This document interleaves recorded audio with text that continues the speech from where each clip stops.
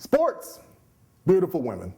These two ideas go together like steak and potatoes, macaroni and cheese, ice cream and cake. In sports, for most fans, even if the team isn't doing well, many fans can know that the cheerleaders are going to be beautiful and are always going to pump energy into the game.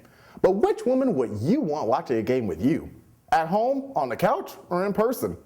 We will debate this issue between two of the hottest women in entertainment with a few sports ties. Today on the Ultimate Sports Debate.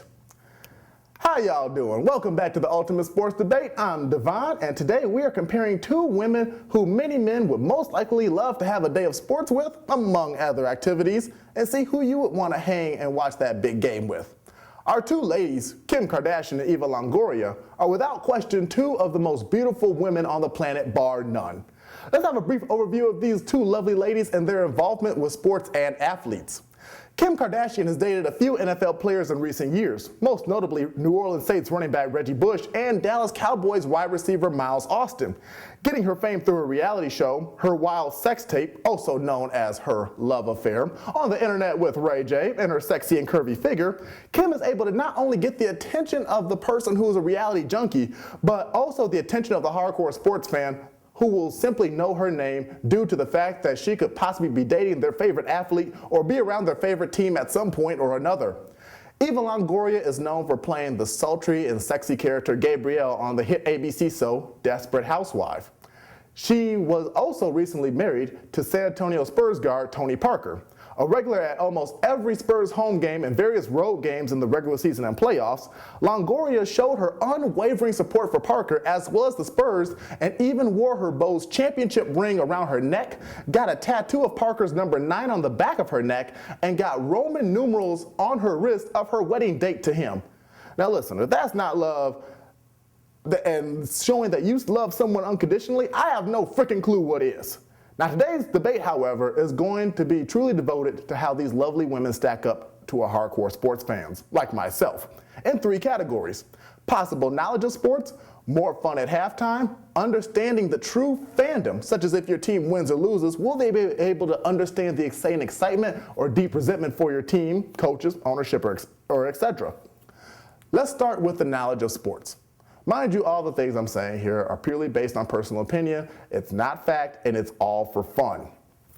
Now, this is an area that I'll have to go with Eva Longoria on. She's been a fan of basketball for many years and growing up in the state of Texas, where she was already familiar with Spurs basketball. When she would do interviews with the media at games, national or local, she really seemed into the games genuinely and truly had a strong interest in not only Tony Parker's performance, but who was going to truly win or lose. Kim, I have a feeling, would probably go to the game just to be a face and to be seen as a sexy woman, which isn't always a bad thing.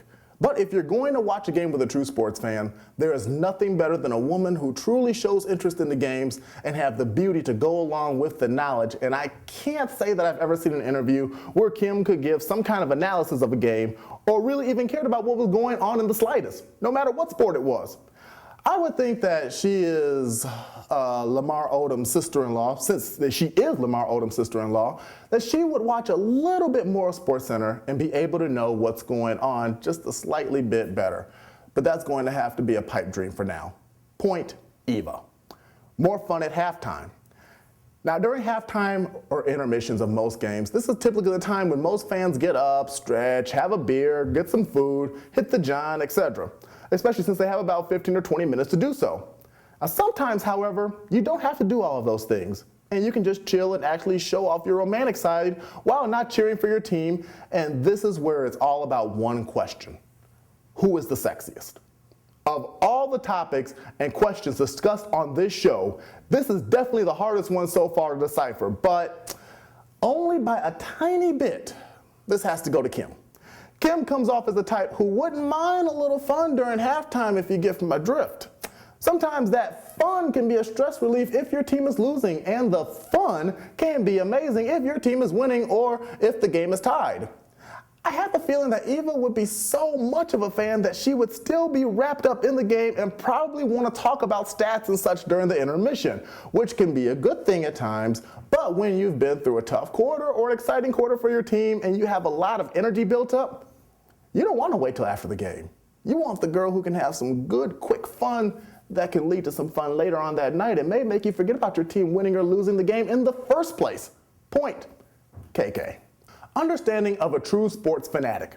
In this argument, let's point one thing out right now. There is a stark difference between being at a game, watching with your mate, having a good time and all, and truly knowing the passion and desire that many fans have for their team winning and their favorite player. That being said, this is going to be one of the most important topics because ultimately you want to be with someone who's going to understand your emotional roller coaster that is up and down during the course of a game or a season.